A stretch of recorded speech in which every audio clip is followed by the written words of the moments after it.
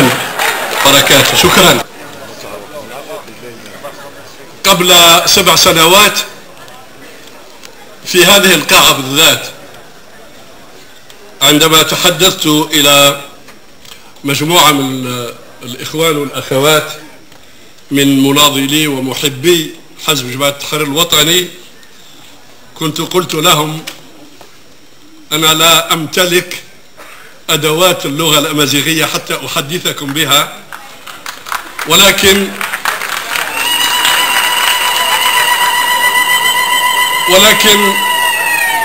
بحكم واجب الوحدة الوطنية والاحتكاك بأبناء الشعب الجزائري، بدأت أثري قاموسي ببعض الكلمات، ولكني ما زلت عاجز عن تركيب الجمل.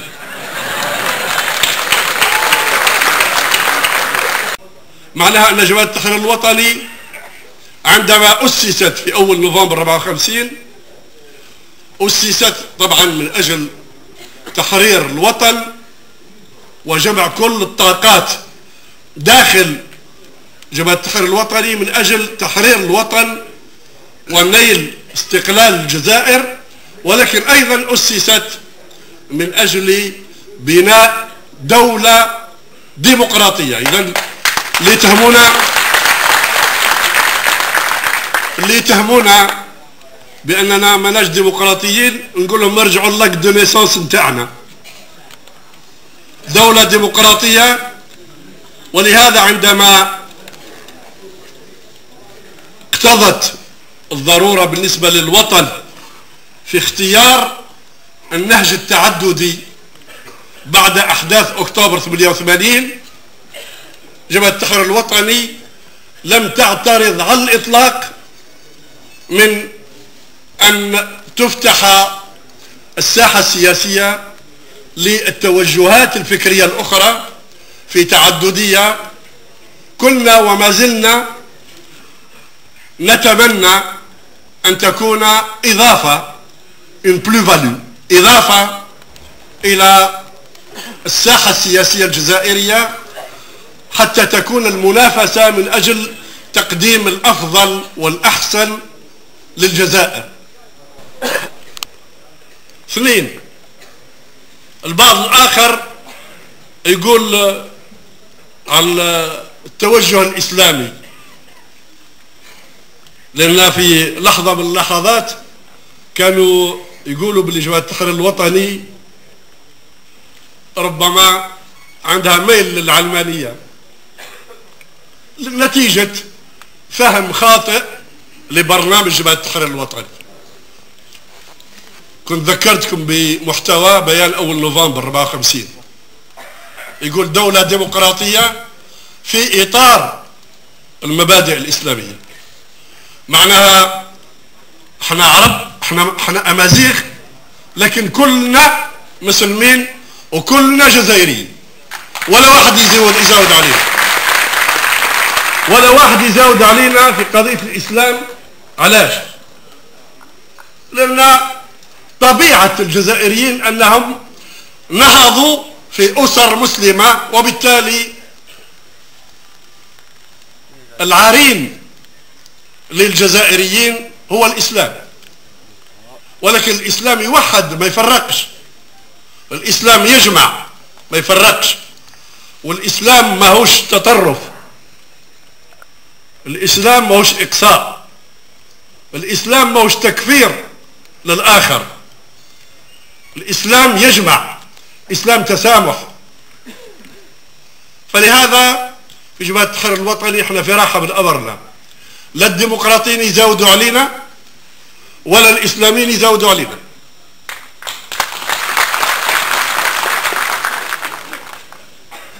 زادوا، قال انتم ما زلتوا بالفكر الأحادي في جماعة التحرير الوطني. الفكر الأحادي احنا ما حتى ملي كنا وحدنا في الساحة السياسية ما كناش بالفكر الأحادي، بدليل أن كثير من الناس اللي كانوا مناضلين في جماعة التحرير الوطني كانوا تحت البرنوس تاع جماعة التحرير الوطني منين داروا التعددية خرجوا من تحت برنامج جبهة التحرير الوطني وراحوا داروا أحزاب. معناها أن هذا الفكر التعددي الموجود في الساحة كان موجود داخل صفوف جبهة التحرير الوطني. ناقص التغيير الذي يدوي بالجوار. شفنا تونس وليبيا ومصر واليمن وسوريا، وعندما نشوف هالأمور نبدأ نقول باللي هذا التغيير اللي موجود صحيح. نحن لا نتدخل في شؤون الشعوب، كل شعب حر يقرر مصيره بيده، وهو اللي يختار نظام الحكم بتاعه، هو اللي يختار المسؤولين بتاعهم، بغى يخليهم بغى يغيرهم. لكن وصلنا نلاحظ الحديث عن الشباب والثورة على الشباب، ولكن عندما نصل إلى النتائج وعندما نصل إلى ما نراه في الساحة السياسية في هذه البلدان نصيب باللي الحديث عن الشباب شيء والناس اللي في دوائر الحكم شيء آخر. الشيء اللي لازم تحرصوا عليه انتم كشباب هو بلادكم، هو أمن بلادكم، هو استقرار بلادكم، هو وحدة بلادكم، هو وحدة شعبكم. هذا اللي لازم تحرصوا عليه. هو رفع الراية نتاع الجزائر باش تكون الجزائر هي دائما فوق كل اعتبار، فوق الاعتبار تاع المناصب، فوق الاعتبار تاع الامتيازات، فوق الاعتبار نتاع المنافع.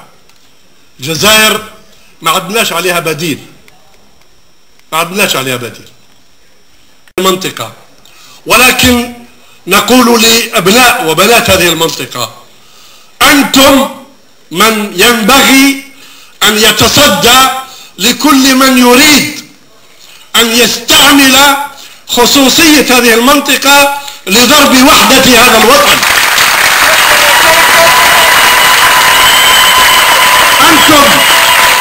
أنتم من يتصدى لكل من يريد أن يمس بوحدة هذا الشعب وبوحدة هذا الوطن، لأن أنتم عارفين الناس اللي حابين يشقوا عصا الجزائر واش يستعملوا.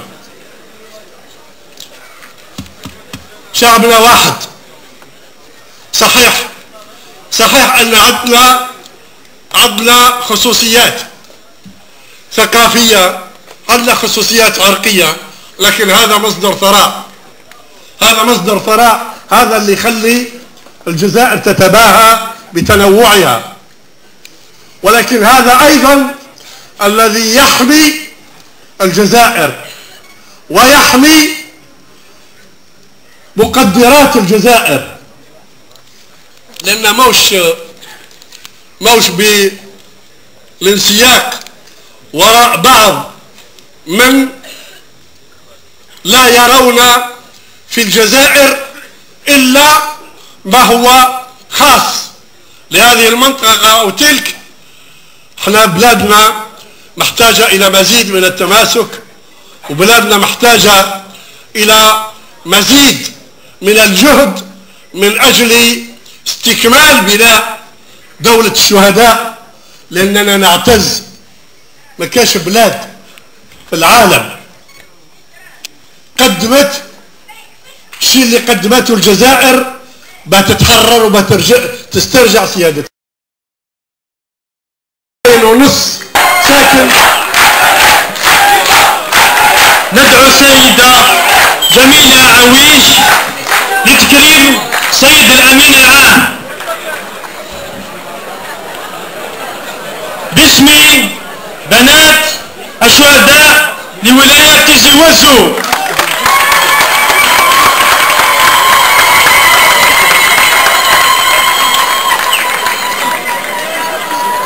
ندعو أيضا السيدة شريفة ولد الشيخ لتكريم الأمين العام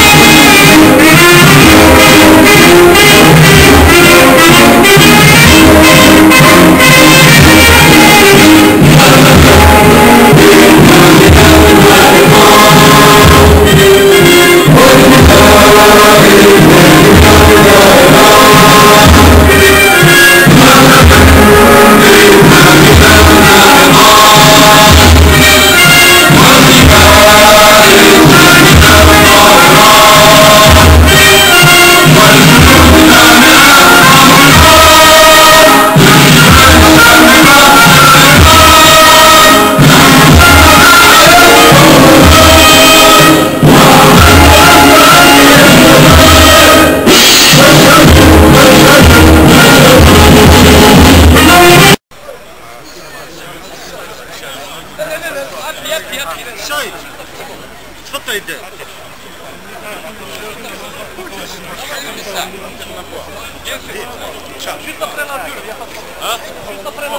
خلي الطريق خلي الطريق ان شاء الله غارولاب عاد في الخاتم